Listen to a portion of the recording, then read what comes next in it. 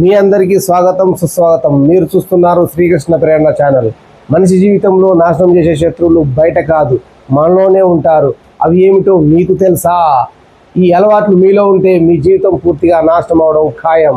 కానీ వాటిని తెలుసుకుంటే మీ జీవితం పూర్తిగా మారిపోతుంది. కామం, అధిక కోరికలు, నియంత్రలేని ఆశలు. ఇది కామం.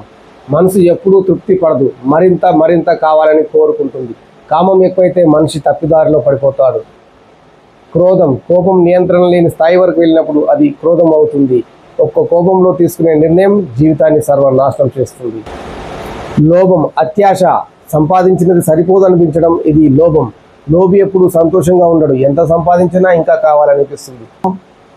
మోహం, అధిక మోహం, అటాచ్మెంట్, సత్యాన్ని కనిపించకుండా చేయడం. ఇదే మోహం.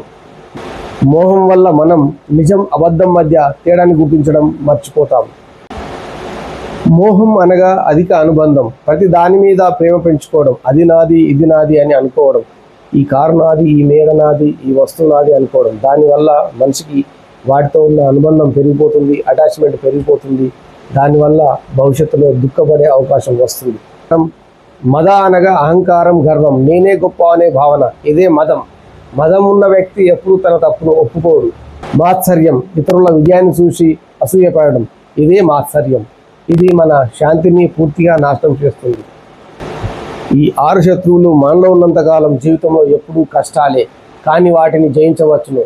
ఎలా? భగవంతుని స్మరణ, మంచి ఆలోచనలు, సత్సంగత్యం, మంచి ఆలోచన, ఇవి ఉంటే మన జీవితం మారిపోతుంది.